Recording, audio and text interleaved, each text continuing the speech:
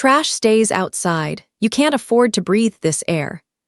My father said that into my face in a doorway I had owned for 19 days. One hand braced on the frame. 140 guests with champagne behind him.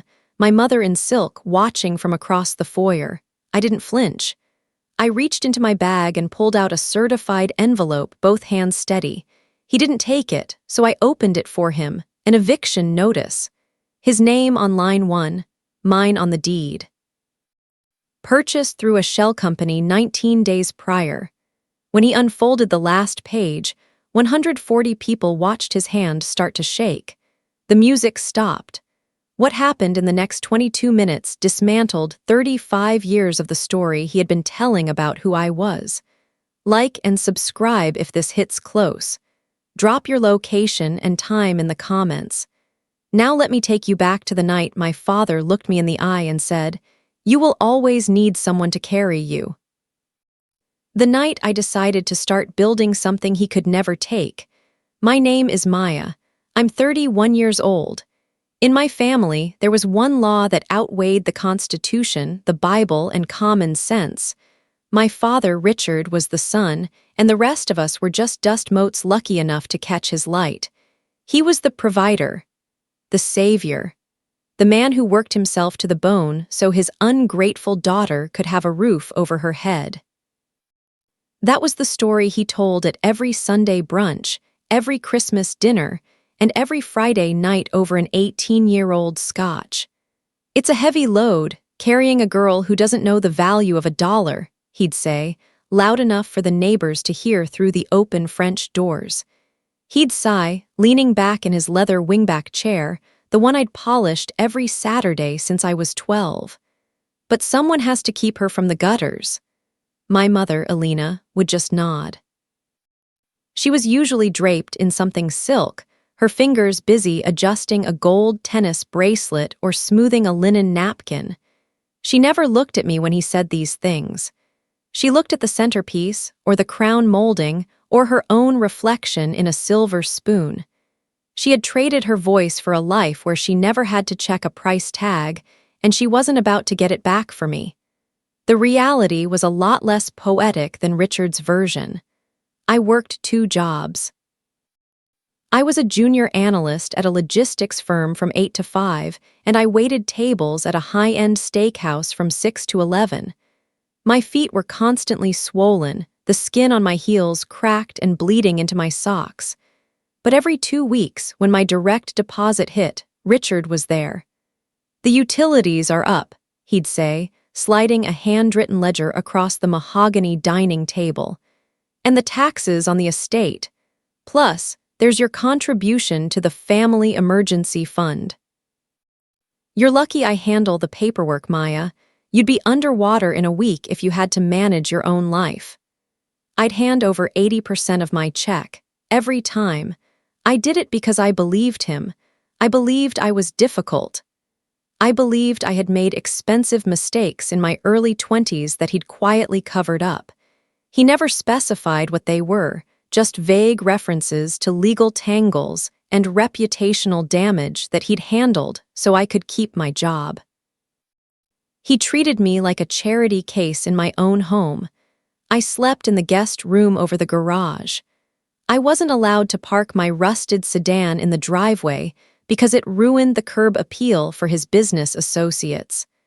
I had to park 2 blocks down and walk, even when it rained, even when I was carrying groceries I'd paid for, but would be told not to eat because they weren't the right brand for the pantry. The first crack appeared on a Tuesday. I was at the office of Mr. Vance, the family's longtime accountant.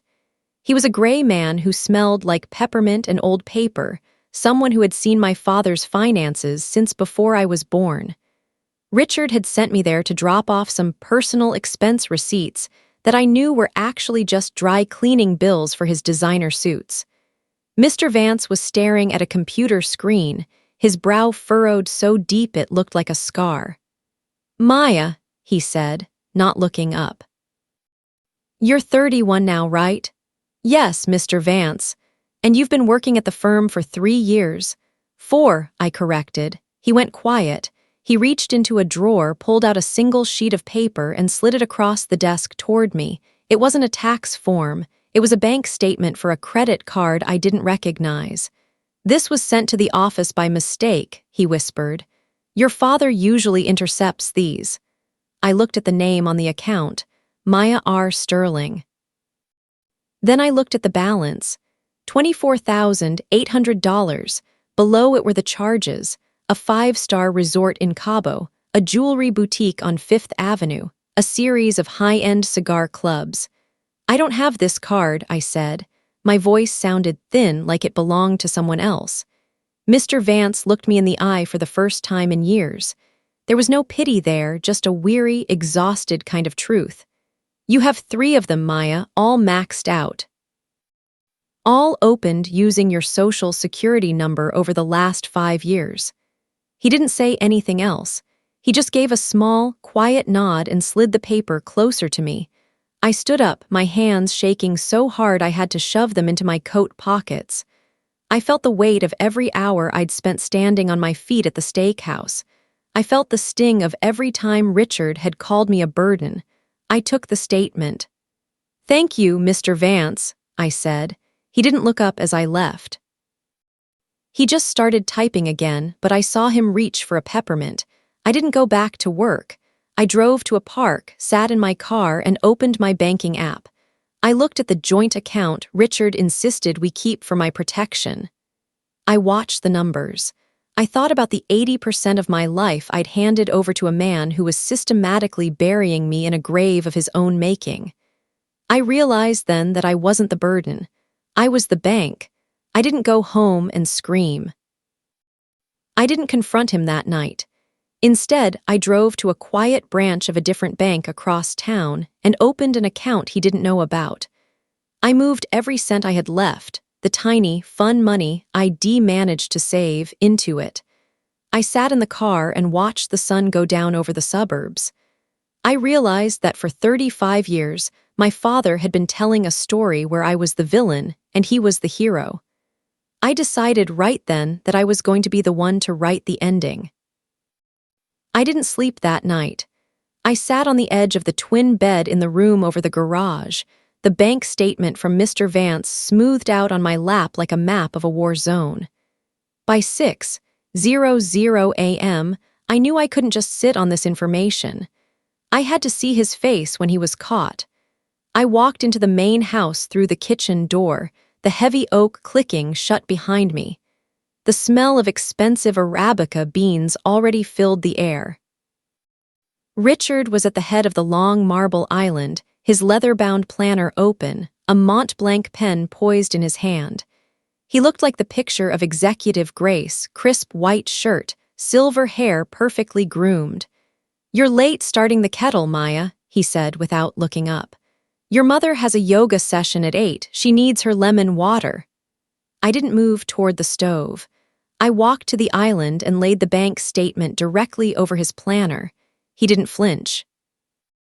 He didn't even stop breathing. He just slowly put the pen down and looked at the paper. Then he looked at me. His eyes weren't guilty, they were annoyed, like I was a fly that had landed on his sleeve. "Where did you get this?" he asked. His voice was a low, dangerous rumble. "It doesn't matter where I got it. It matters that you used my name to fund a lifestyle we can't afford, Dad. 24,000 on one card, 5th Avenue, Cabo." My voice shook, but I kept my eyes on his. "You've been telling me I'm a burden while you're using my credit like a personal piggy bank." Richard stood up. He didn't yell. He never yelled when he was losing. He just got colder. He stepped around the island until he was inches from me, using his height to block the light from the window. "I have spent 30 years making sure you had a name worth something in this town," he hissed. "I have funded your entire existence. If I needed to leverage a small amount of credit to bridge a gap in the family estate, that is my prerogative as the head of this house. You wouldn't even have a credit score if I hadn't managed your finances. It's fraud, Dad. It's identity theft. It's family business," he snapped. He reached out and snatched the statement from the counter, crumpling it into a ball. And since you've decided to become an auditor instead of a daughter, you can see how well you manage on your own. Get out." I blinked. "What? You heard me. If I'm such a thief, if this house is so toxic, find another one. You have 10 minutes to get your things from the guest room. After that, I'm changing the codes." He turned his back on me and picked up his pen. "Elena," he called out. My mother appeared in the doorway, clutching her silk robe. She looked from him to me, her eyes darting away the second they met mine. "Maya is leaving. She's decided she's too good for our criminal enterprise." "Richard, wait," she started, her voice weak. "She's done, Elena. Let her go be the success she thinks she is." I didn't wait for 10 minutes. I took my work bag and the few clothes I'd kept in the garage room. I threw them into my sedan and drove. I felt a strange, soaring sense of relief until I pulled into a gas station 3 miles away and tried to use my debit card for a coffee. Declined. I tried again. Declined. I pulled up my app. The joint account, the one where 80% of my wages had gone for years, was at 0. There was a single transfer timestamped at 7:15 a.m., transfer to R. Sterling. He hadn't just kicked me out, he'd bled me dry on the way out the door. By noon, the phone started buzzing. It wasn't him. It was my Aunt Sarah, then my cousin Leo, then a family friend I hadn't spoken to in months. "Maya, how could you?" Aunt Sarah's voice was thick with performative grief when I finally answered. "Your father told us everything, demanding a buyout for staying in the house, threatening to sue him after everything he's sacrificed. He's heartbroken. He told us you had a breakdown and tried to break the china." "That's not what happened, Sarah. He stole my—" "I don't want to hear the lies, Maya. Richard is a saint for not calling the police on you. Don't call me again until you've apologized and sought professional help." She hung up. I sat in the front seat of my car in a grocery store parking lot, the vinyl seat hot against my legs. I realized the family law was working exactly as intended. He wasn't just the son, he was the only source of truth. I spent that night in my car. I parked in the back of a 24-hour gym lot where I had a membership. I used the gym showers to wash the salt from my face and the smell of the car from my skin. I slept with a tire iron tucked under the passenger seat, jumping every time a car door slammed in the distance. When the sun came up, my neck was stiff and my throat was dry. I pulled out my phone and saw a notification from a credit monitoring app. New inquiry, Sterling Land and Holdings. He wasn't done using my name. He was just getting started. I didn't go to work the next morning. I couldn't. I spent 4 hours in a library parking lot using their guest Wi-Fi to map out the damage. Every time I refreshed my credit report, a new phantom limb of debt appeared. It wasn't just the cards. There were personal loans, a line of credit for a home office renovation I'd never seen, and a co-signed auto loan for a car I didn't drive. I was a ghost in my own financial life, a name on a piece of paper that Richard used to balance his books. By noon, I had a plan. I needed a place to sleep that wasn't a gym parking lot. I found a small studio apartment above a bakery 3 towns over. It was tiny, the windows were drafty, and it smelled like burnt flour and yeast, but the rent was fair. I filled out the application with a pen I'd stolen from the library desk, my heart hammering against my ribs. "I just need to run the background check and call your previous landlord," the leasing agent said. She was a woman in her 50s with kind eyes and a lanyard that said Brenda. "My previous landlord is my father," I said, trying to keep my voice light. "I've been living at the family estate to save money." Brenda smiled. "Family is the best way to get ahead these days. I'll give him a ring, and we should have you cleared by the end of the day." I left that office feeling like I could breathe for the first time in 48 hours. I went to a nearby park and sat on a bench, watching a group of toddlers chase pigeons. I allowed myself to think about a door with a lock that Richard didn't have the code to. I thought about a kitchen where I could buy the wrong brand of peanut butter and no one would tell me I was a failure for it.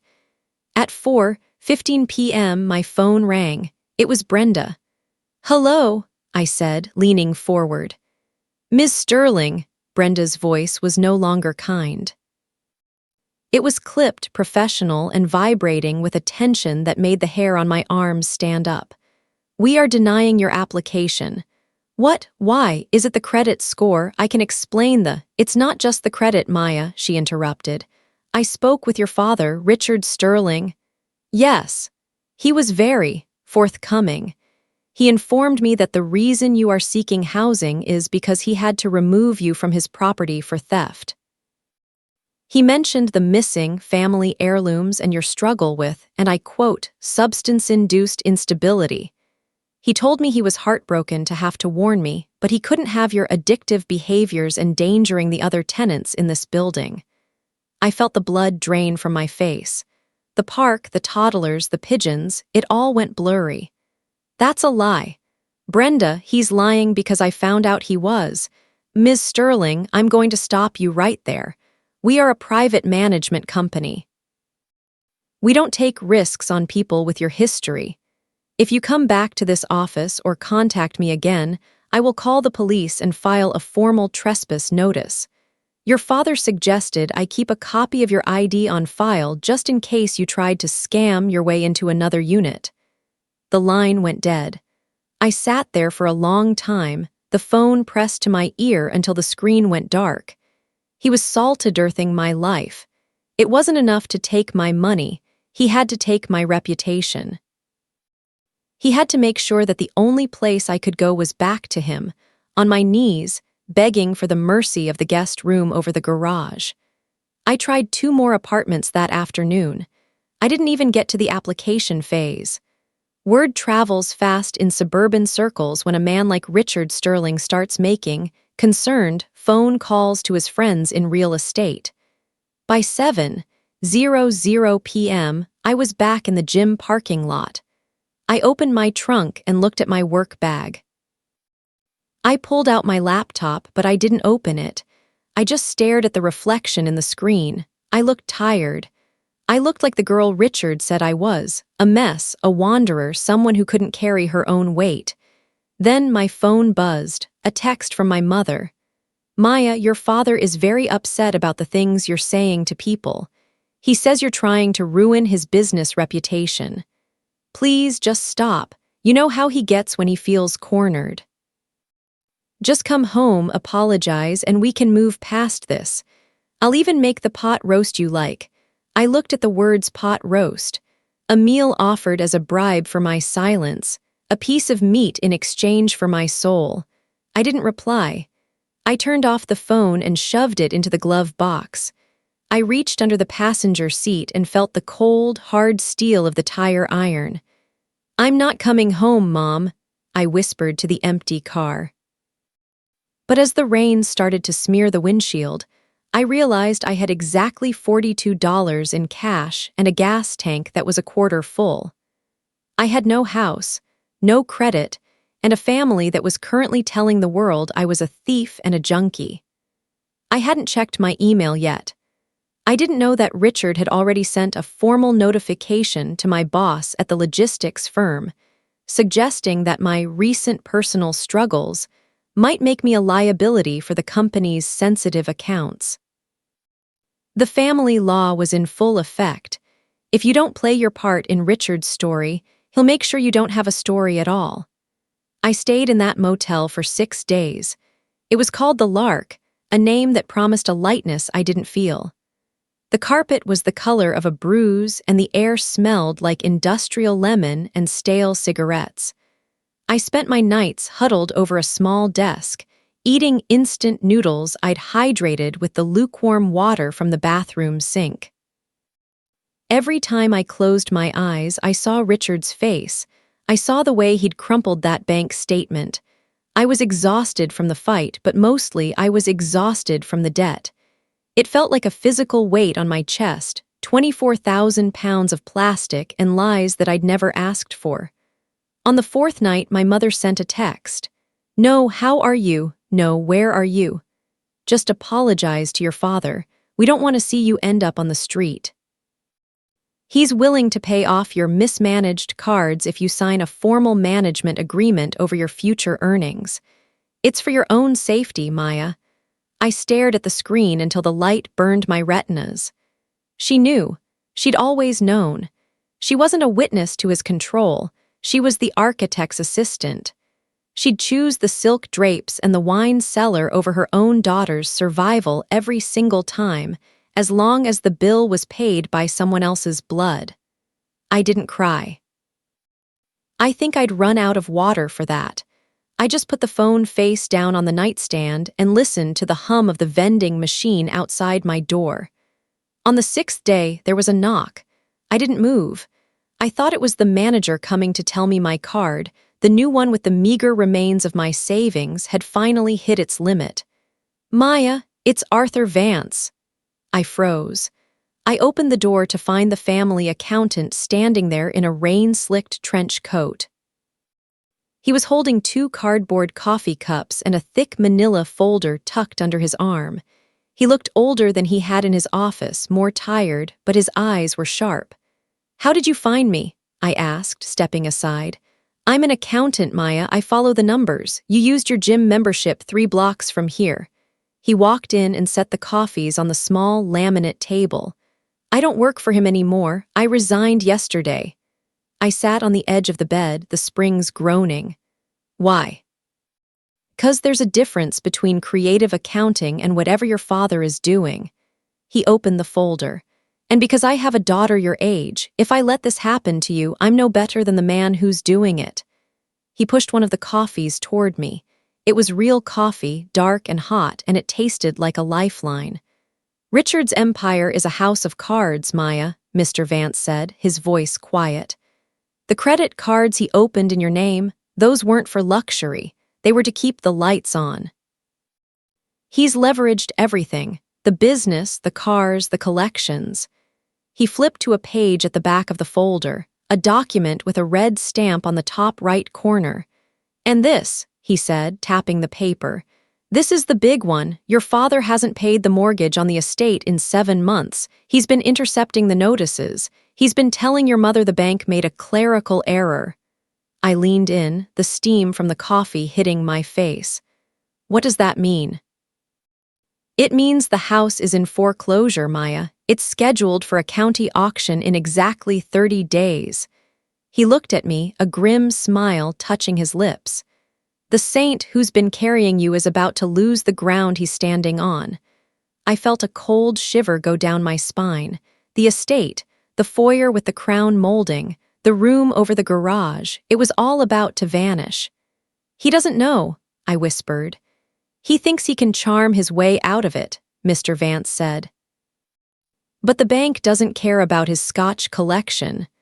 I looked at the folder.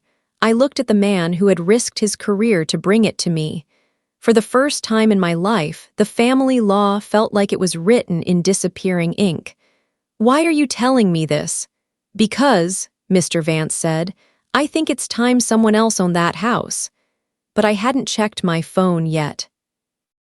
I didn't know that my father had just posted a photo of my empty childhood bedroom to his 5,000 followers. Captioned, "The hardest part of parenting is knowing when to let them fail so they can finally learn to fly." The drive from that motel to the outskirts of town felt like crossing a border. For 6 days, I'd been a ghost in a bruise-colored room, but as I pulled into the parking lot of the Gilded Oak restaurant, I realized my father had been busy turning the rest of the world against me. The social spread wasn't a wave, it was a slow-acting poison. It started at the grocery store that morning when I ran into Sarah, a girl I'd gone to high school with. She'd always been kind, the kind of person who remembered your birthday. When she saw me in the cereal aisle, she didn't smile. She flinched. "Oh, Maya," she whispered, her eyes darting to my messy ponytail and the sweatshirt I'd been wearing for 3 days. She reached into her purse, pulled out a crumpled $20 bill and tried to press it into my hand. "I heard about the struggle. Your dad is just so worried. He says you're not yourself. Sarah, I'm fine. It's okay, she interrupted, backing away as if I were contagious.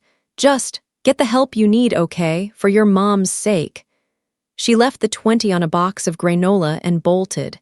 That was the first sting. The second was the Facebook notification I'd seen right before my phone died. Richard had posted a photo of the sunset over the estate's pond. Hardest day of my life, the caption read, "Watching a child succumb to the darkness of greed and addiction is a grief no parent should bear. We are praying for Maya's return to sanity. Thank you for the 200+ messages of support. We feel your love. I arrived at my cousin's graduation dinner because I had to. If I didn't show up, it would be the final proof they needed that I'd spiraled. I needed them to see me, clean, sober, and standing on my own 2 feet. But the family law had already redrawn the map of the room. As I walked into the private dining hall, the chatter didn't stop, but the shape of it changed. My Aunt Margaret, who used to hug me until I couldn't breathe, suddenly found something very interesting at the bottom of her wine glass. My Uncle Dave turned his chair so his back was a solid wall of charcoal suit jacket. The host, a young man who knew my father well, stepped forward before I could even reach the greeting station. He didn't ask for my name.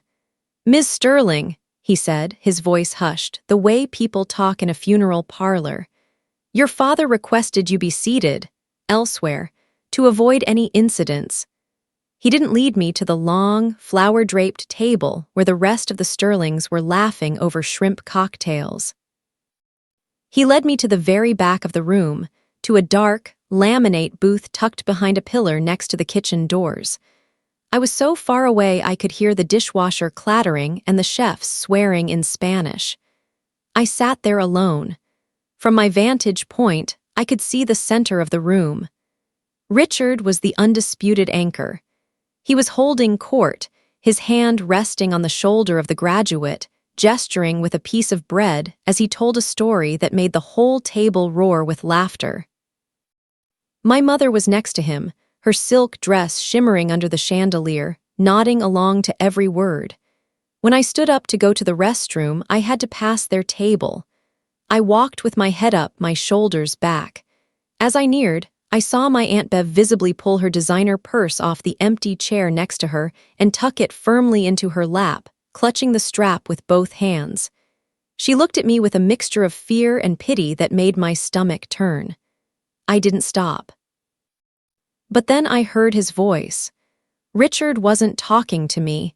He was talking to the table, but he'd timed it for the exact moment I was within earshot. "It's a celebration of more than just a degree tonight," Richard said, his voice carrying perfectly over the clink of silverware. "I'm proud to announce that next month, Alina and I will be hosting a debt-free anniversary gala at the estate. 35 years of marriage, and finally, through some very disciplined financial moves, the estate is officially ours, clear and free, no more burdens, just us." The table erupted in a toast. To Richard, to the estate, I felt a cold, sharp laugh bubble up in my chest, but I kept it clamped behind my teeth. Clear and free. The man was standing in a room full of people who idolized him, bragging about owning a house that was currently sitting on a sheriff's auction list. He was so deep in his own lie that he'd started to believe the ending he'd written. I caught Mr. Vance's eye from across the room. He was sitting at a small table with his wife, far from the inner circle. He gave me the tiniest, almost invisible tilt of his head. I headed back to my dark booth. I realized then that the social contagion was complete. To these people, I was a thief, a ghost, a wayward child. But as I watched my father soak in the unearned praise of 140 people, I realized something else. The bigger the lie, the louder the snap when it finally breaks. But I hadn't checked the dates yet. I didn't realize that the anniversary gala he was planning was scheduled for 19 days after the house would legally belong to someone else. I didn't stay for the cake at the graduation dinner. The air in that room felt like it was being pumped out of a vacuum, and I was the only one gasping. By the time I reached my car, my hands were shaking so hard I could barely fit the key into the ignition. I drove straight back to the library parking lot, the only place I felt invisible enough to think. The next morning, I was waiting outside Mr. Vance's office before he arrived. I was carrying a paper bag with 2 blueberry muffins and the manila folder he'd given me at the motel. When he saw me leaning against his door, he didn't look surprised. He just jingled his keys and ushered me inside. "The gala is in 19 days, I said, skipping the greeting. I laid the folder on his desk. "He's inviting half the state to celebrate owning a house that he's already lost. He's delusional, Arthur." Mr. Vance hung his coat on the rack and sat down. He didn't reach for the muffins. He reached for a calculator. "He's not delusional, Maya. He's desperate. He thinks if he can project enough success, he can secure a private bridge loan to cover the arrears before the deed transfers. He's done it before. He calls it the sterling magic." "The magic is over," I said. "I want that house." Mr. Vance paused, his finger hovering over a key. He looked at me, really looked at me through his thick spectacles. "You know what that entails? To buy a property like that at auction, you need liquid capital. You need to be fast, and you need to be anonymous. If Richard finds out it's you, he'll find a way to tie it up in litigation for years just to spite you." "I have the proof of the fraud," I reminded him. "The 24,000 on the cards, the loans, the identity theft. I'm not just a daughter anymore, I'm a victim of a crime. If I take that to a private lender, someone who knows Richard is a snake, can we get a hard money loan?" Mr. Vance leaned back, the chair creaking. "I know a man. He's a private investor, someone your father burned on a land deal back in '08. He's been waiting for a reason to see Richard Sterling humbled. If I show him the true books, the ones I kept in my head, and the proof of what he did to your credit, we might have a path." He spent the next 4 hours making phone calls. I sat in the corner of his cramped office, watching the dust motes dance in the light.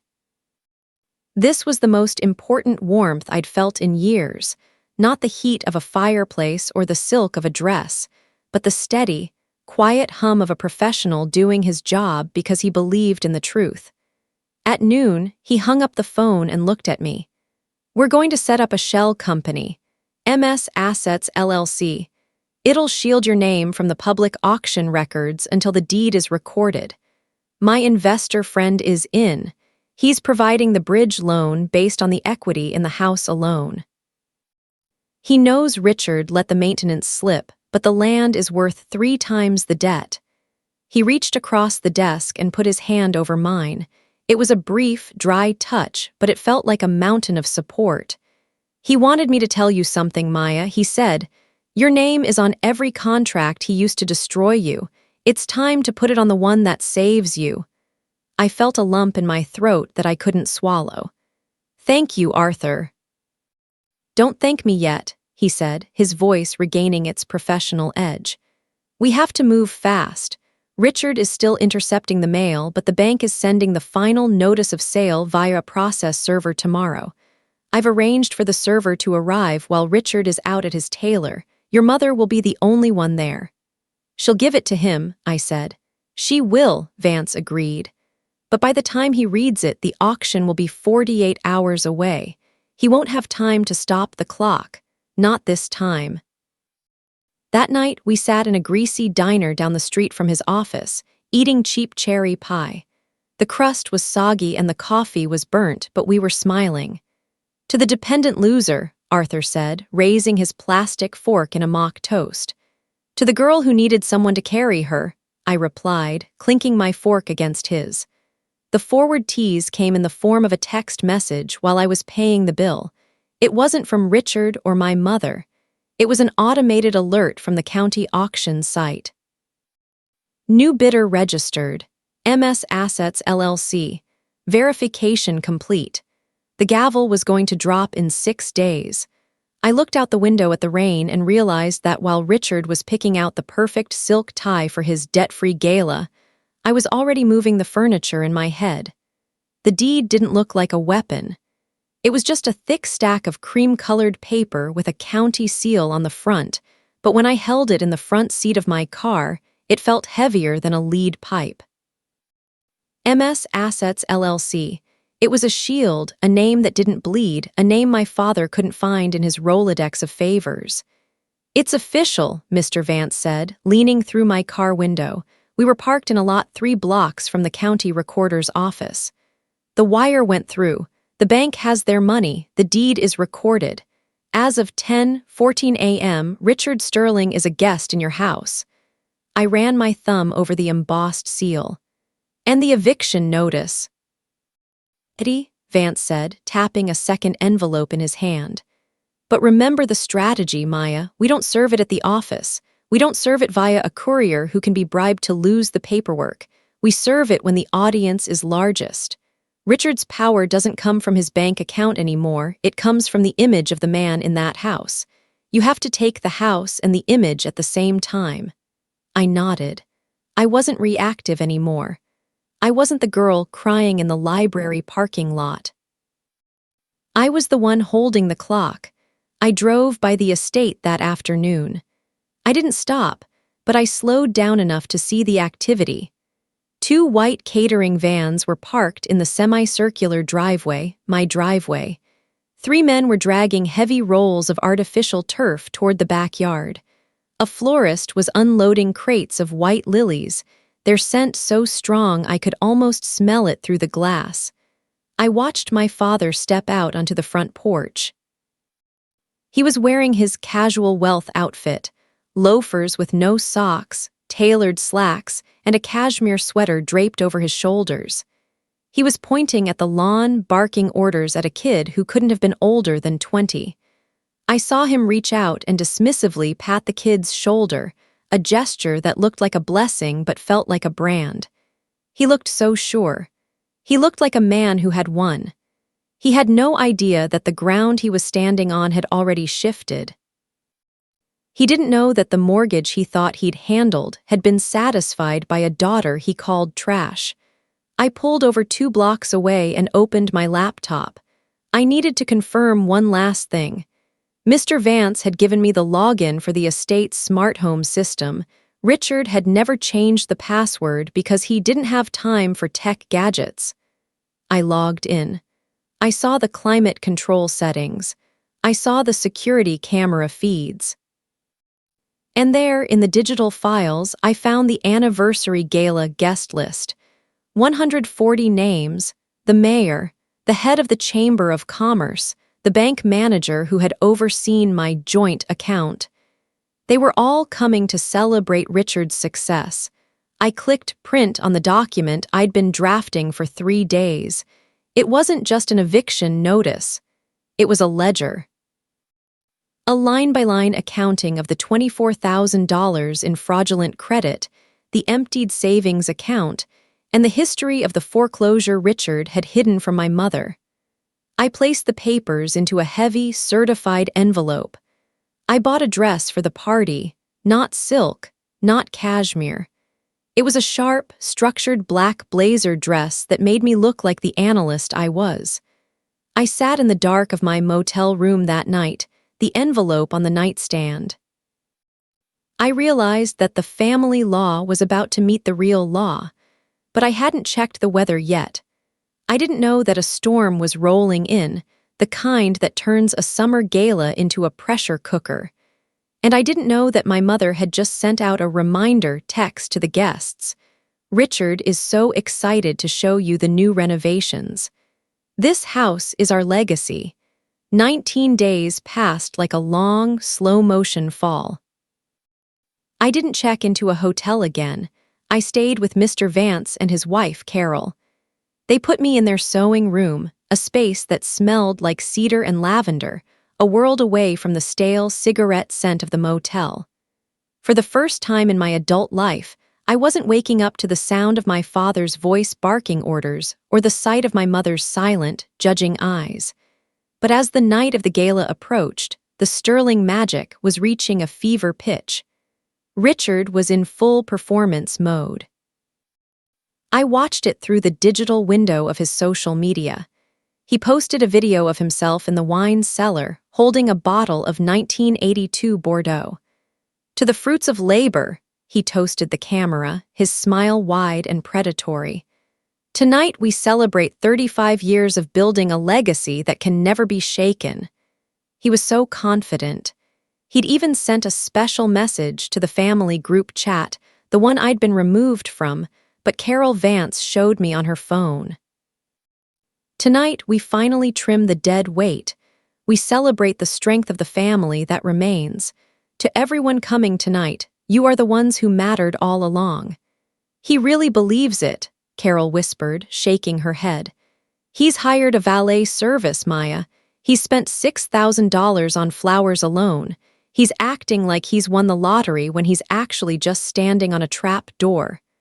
He's always lived in the future, I said, my voice steady. He spends tomorrow's money because he's convinced today doesn't apply to him.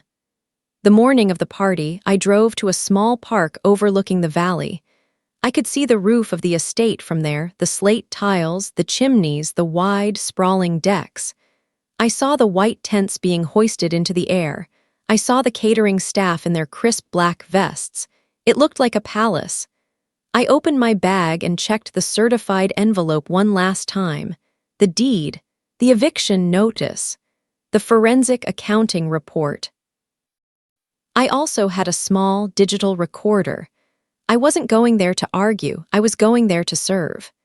At 3:00 p.m., my mother sent one final text. It wasn't to me, it was a mass broadcast she'd accidentally included my old work number in. Reminder to our dear friends, the foyer reception begins at 7:00 p.m. Richard has a special announcement at 7:30. Please use the valet. We can't wait to share our home with you. Our home. I put on the black blazer dress. I brushed my hair until it shone like a dark mirror. I didn't wear jewelry. I didn't need to shimmer. I needed to be the sharpest thing in the room.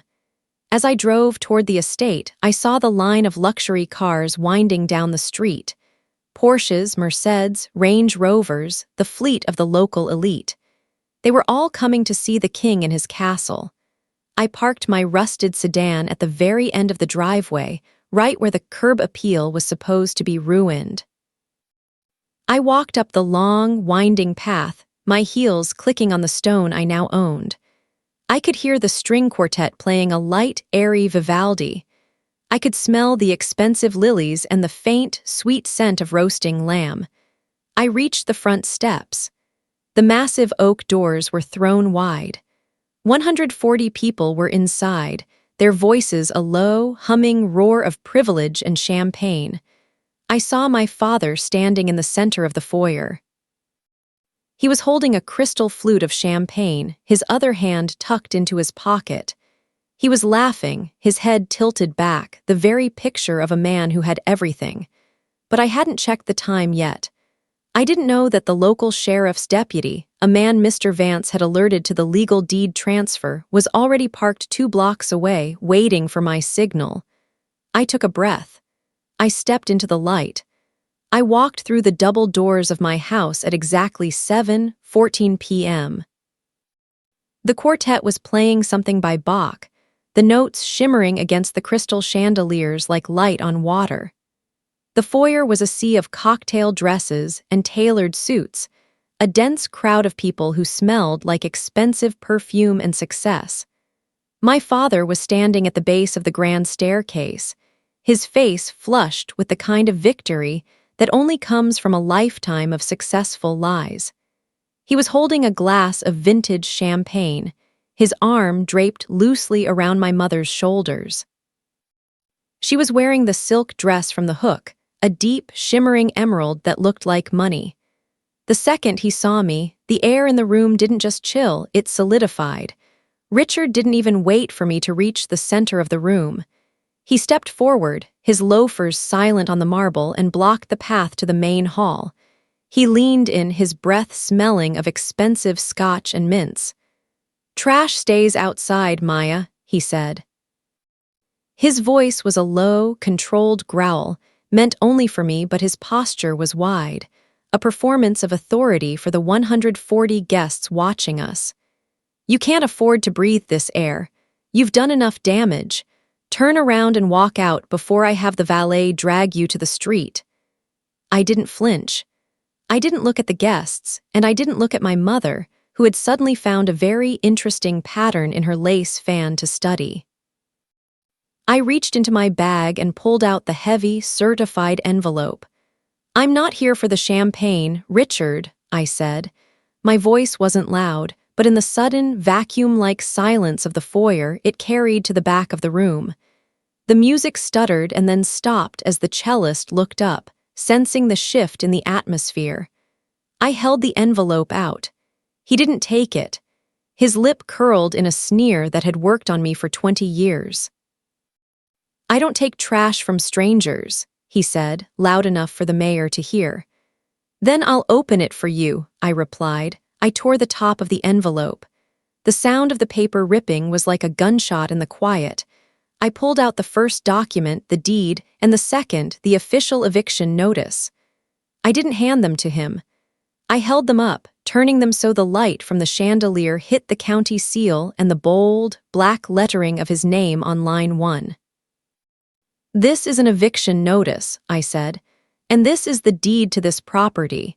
It was purchased 19 days ago at a county foreclosure auction by MS Assets LLC. That's my company, Richard. I'm the sole owner." Richard's face went from flushed to a sickly, mottled gray. He snatched the papers from my hand, his fingers trembling so hard the pages rattled.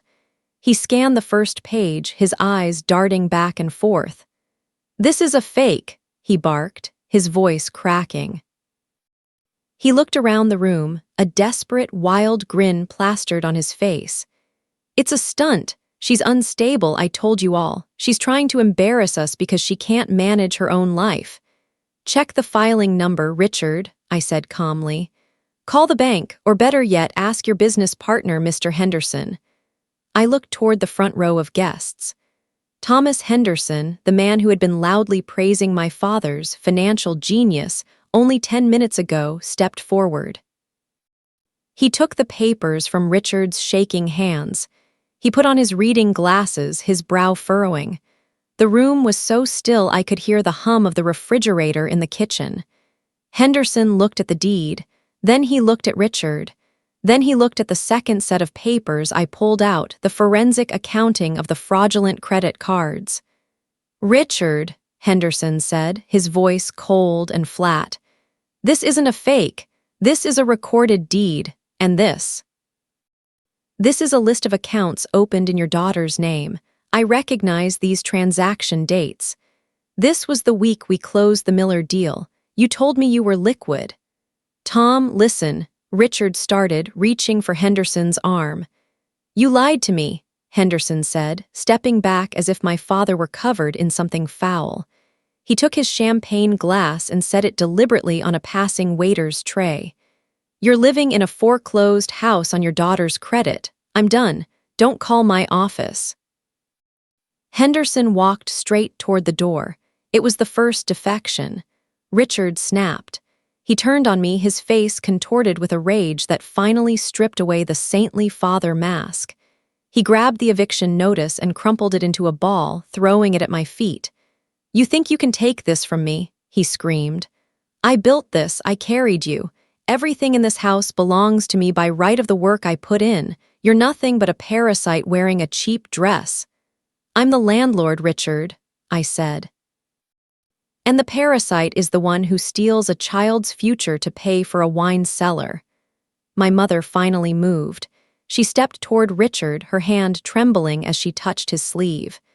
"Richard, tell them it's a mistake. Tell them she's lying." He shoved her hand away. "Shut up, Alina. You didn't see the notices. You didn't see the mail. You're just as useless as she is." The room gasped.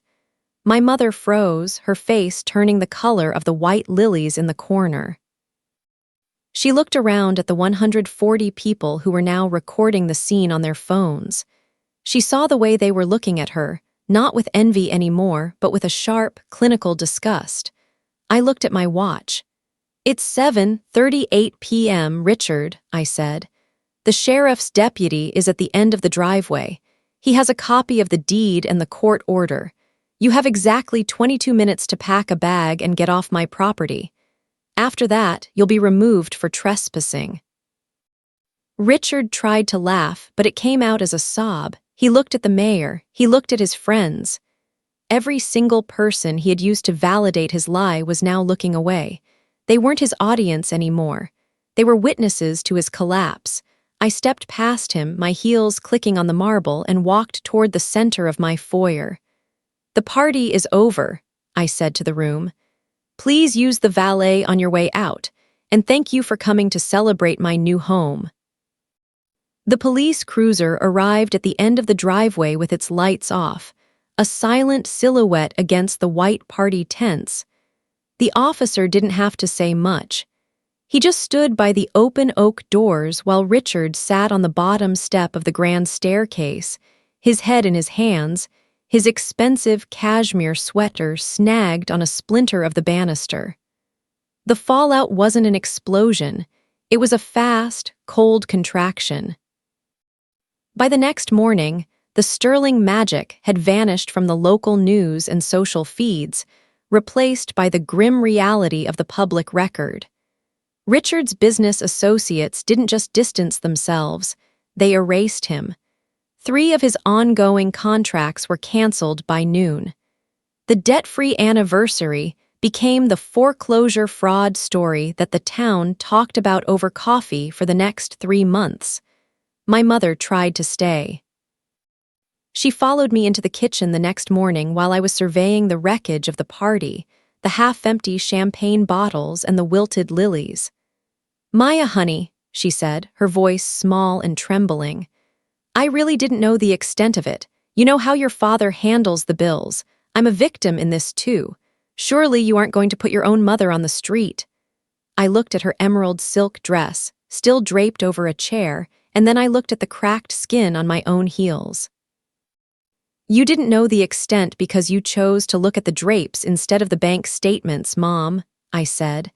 I handed her her coat, the heavy wool one she'd worn to the graduation dinner. "The house is being sold. I'm not keeping a palace built on my own stolen future. I've already contacted a realtor. You have until Friday to find a rental. I'll pay your first month's deposit, but after that, the carrying is over." She didn't argue. She just took the coat and walked out the door, her shoulders hunched, looking smaller than I'd ever seen her. I sold the estate 3 weeks later.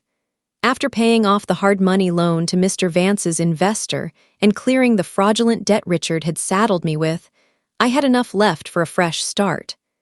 I didn't buy another mansion. I bought a small, 2-bedroom cottage on the edge of the woods, 40 miles away. It has a porch that catches the morning sun and a kitchen with windows that actually open. A month after I moved in, Mr. Vance came over for coffee. We sat on my new porch, listening to the wind in the pines. There was no string quartet, no 140 guests, just the sound of the world being quiet. "How does it feel?" he asked, leaning back in a simple wooden chair. "It feels light," I said. I looked at the front door of my new house. It's painted a soft, clean white. There's no crown molding, no marble foyer, and no one standing in the doorway to tell me I'm trash.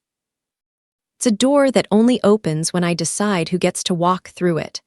On my mantle, I keep a single object from the old house. It's not the silver or the silk. It's the small, brass key to the room over the garage. I keep it there to remind myself of the girl who used to park 2 blocks away in the rain. She doesn't live there anymore. If your family treated you like a burden while they used your life to fund theirs, would you have served that notice in front of everyone, or would you have walked away quietly? Drop your thoughts in the comments. Next up is a story about a golden child brother who tried to secretly sell his sister's dog to pay off a gambling debt, and the absolute hell she rained down on his wedding day.